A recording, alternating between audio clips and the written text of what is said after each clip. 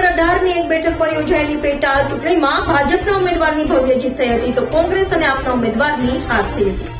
સુરત મહાનગરપાલિકાના ward number 18ની એક બેઠકના કોર્પોરેટરનું નિધન થતાં ત્યાં પેટા ચૂંટણી યોજાઈ હતી। પેટા ચૂંટણીને લઈ મતદાન થયા બાદ આજે એટલે કે 18 ફેબ્રુઆરીના રોજ મતગણતરી થઈ હતી, જેમાં ભાજપના ઉમેદવારોનો ભવ્ય વિજય થયો હતો। ભાજપના ઉમેદવાર જીતુ કાછડને 17,359નો, કોંગ્રેસના ઉમેદવાર સંજય રામાનંદીને 10,273 વોટ મળ્યા હતા, જ્યારે આમ આદમી પાર્ટીના ઉમેદવાર સુરજ આહિરને માત્ર 1,917 વોટ મળ્યા હતા, જેથી સુરતમાંથી જાણે આપનું હવે પતન થશે તેવી ચર્ચા જોવા મળી હતી। તો જીત બાદ ભાજપના ઉમેદવાર જીતુ કાછડે મીડિયા સાથે વાત કરી હતી।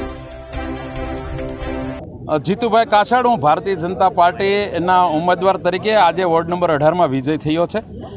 વોર્ડ નંબર 18ના ઇલેક્શનની અંદર ગુજરાત પ્રદેશના અધ્યક્ષ અને જળશક્તિ મંત્રી આદરણીય શ્રી CR પાટીલના સાહેબના માર્ગદર્શન હેઠળ અને સુરત શહેરના અધ્યક્ષ નિરંજનભાઈ ઝાંઝમેરા અને સુરત શહેરના સંગઠનથી લઈને અમારા દરેક બૂથ લેવલના કાર્યકર્તા આ ચૂંટણીના મેદાનમાં હતા અને ભારતીય જનતા પાર્ટીનો 7,086 વોટથી વિજય થયો છે અને આનો સંપૂર્ણ શ્રેય હું ભારતીય જનતા પાર્ટીના કાર્યકર્તાઓ અને વોર્ડ નંબરના 18ના મતદારોને આપું છું। કેવી રીતે મહેનત કરવામાં આવી હતી અને શું કામગીરી કરશે?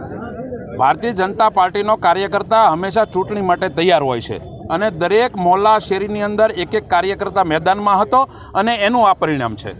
આગળ શું કેવી રીતે કામગીરી? 4 વર્ષની અંદર ખૂબ જ આ વિસ્તારની અંદર વિકાસના કામો થયા છે અને હજી 1 વર્ષ બાકી છે, ત્યારે અમારી ટીમ સાથે રહીને સુરત મહાનગરપાલિકામાં અમારું શાસન છે, તો એમને વિશ્વાસમાં લઈને જે કાંઈ પ્રશ્નો છે એ પૂરા કરીશું।